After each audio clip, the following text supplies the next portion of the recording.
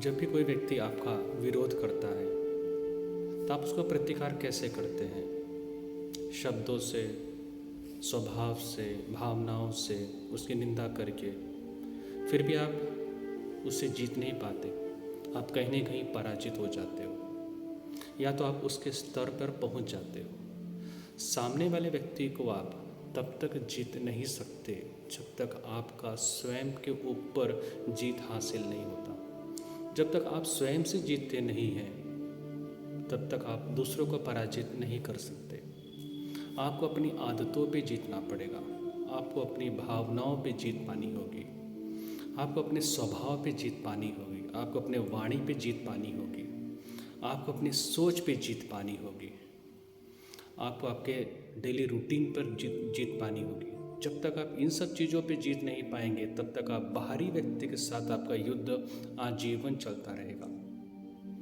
अंग्रेजों से लड़ने के लिए महात्मा गांधी ने सबसे पहले स्वयं से जीता, अपनी आदतों से, अपने स्वभाव से, अपने अनुशासन से।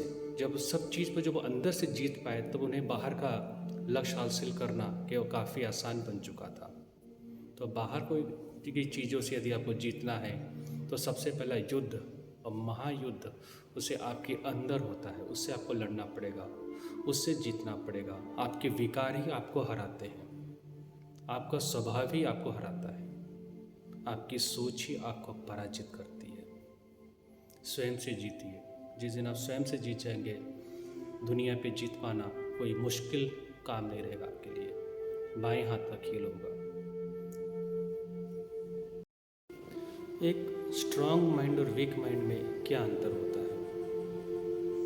कमज़ोर मन और मजबूत मन के बीच में क्या अंतर होता है? ये जो कमज़ोर मन होता है, जिसे हम वीक माइंड कहते हैं, इस व्यक्ति के मन हमेशा फ्लक्चुएट होते रहता है। सुबह कुछ और, दोपहर में कुछ और, शाम में कुछ और, कहीं भी वो स्थिर नहीं रहता, स्थिरता ही नहीं रहती उसके विचारों में, उसके वाणी में, उसके स्वभाव में, उसके कार्य में। ये जो कमज़ोर मन का व्यक्ति होता है ये मल्टीपल गॉड के ऊपर विश्वास करेगा, मल्टीपल गॉड की पूजा करेगा। किसी एक ईश्वर पे इसका विश्वास नहीं होगा, किसी एक मूर्ति पे, किसी एक मंदिर पे इसका विश्वास नहीं होगा। हर क्षण परिवर्तन, हर क्षण बदलाव को देखता रहेगा। ये जो व्यक्ति है कमज़ोर मन का, ये किसी एक व्यक्ति से अपने जीवन का निर्णय नहीं ले सकता, ये कई लोगों से अपने जीवन को बदलने की सोचता है। इसका जीवन का निर्धारित करने वाले व्यक्ति होते हैं ज्योतिष, पाल्मिस्ट, टैरोट रीडर, फेस रीडर। ये निर्णय लेते हैं इसका जीवन कैसे बनना चाहिए और ये उनके मत पर अपना जीवन चलाता है। कमज़ोर व्यक्तिमत्व का व्यक्ति कभी भी अपने अंदर झांकता नहीं, हमेशा बाहर की ओर दिखता है। उसे पता है कि जो कुछ मैं कर रहा हूँ, जो रिचुअल मैं कर रहा हूँ, ऑर्थोडॉक्स रिचुअल है, इससे मुझे कुछ हासिल नहीं होने वाला है। फिर भी उसके अंदर ना बोलने की हिम्मत नहीं होती है। आधे मन से पूजा करेगा, आधे मन से मंदिर जाएगा, आधे मन से मंत्र का उच्चारण करेगा, सब कुछ आधे मन से करता, फिर भी उसे ना बोलने की हिम्मत नहीं होती कि नहीं, मैं इस चीज़ को स्वीकार नहीं करूँगा। अरे जो मजबूत मन का व्यक्ति होता है ये अपना भाग्य स्वयं लिखता है, सबकी सुनता है पर निर्णय स्वयं का लेता है। ये व्यक्ति अंदर से मजबूत होता है, वो अपने अंदर चाहता है, सारे शक्ति हमारे अंदर विद्यमान है, इससे अच्छी तरह से इसकी जानकारी होती है। और ये व्यक्ति आगे जाके बनता है मदर टेरेसा, आगे जाके बनता है अब्राहम लिंकन, आगे जाके बनता है सुभाष चंद्र बोस, क्योंकि इसने निर्णय स्वयं लिया है। एक स्ट्रांग माइंड का व्यक्तिमत्व है ये। देश, समाज और घर, जिस जगह पे ऐसे व्यक्ति रहते हैं वहाँ पे परिवर्तन की लहर दिख जाती है, और वहाँ पर ही आपको दिखेगा कि अब ऐसे व्यक्ति की ज़रूरत ज़्यादा है। जहाँ पे कमज़ोर व्यक्ति होते हैं वहाँ का परिवार कमज़ोर होता है, वहाँ का समाज कमज़ोर बन जाता है, वहाँ का देश कमज़ोर बन जाता है। अपना भाग्य स्वयं लिखिए, आप भाग्य के विधाता हो। परमात्मा उसमें आपका साथ देते हैं। अरे तभी देते हैं जब आप निर्णय लेते हो कि मुझे बदलना है, मुझे ऐसा जीवन जीना है। इच्छा और जीवन के लक्ष्य के बीच में क्या अंतर होता है?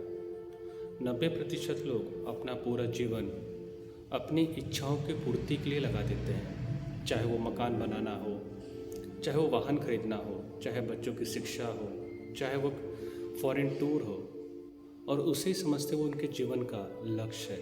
वास्तव में वो जीवन का लक्ष्य नहीं होता है, क्योंकि यदि वो जीवन का लक्ष्य होता तो आपको वो आनंद देता था।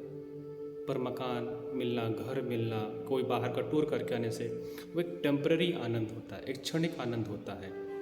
और जैसे उसकी पूर्ति होती है, हम दूसरे इच्छाओं की तरफ हम आगे बढ़ते हैं।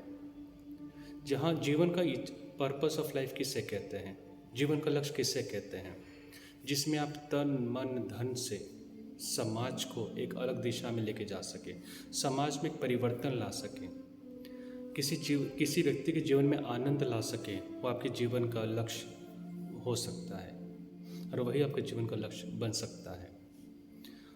महात्मा गांधी, मदर टेरेसा, साईं बाबा, बाबा आमटे, सिंधुताई सपकाळ, इनके पास जीवन का लक्ष्य था, और जीवन का लक्ष्य जब आपको मिल जाता है तभी आपका जीवन सार्थक होता है, और तभी वो आपको आनंद दे सकता है। इसे कहते हैं परमानेंट आनंद। हमेशा के लिए आपको एक अंदर से खुशी मिलती है, जीवन जीने का पर्पस आपको मिल जाता है।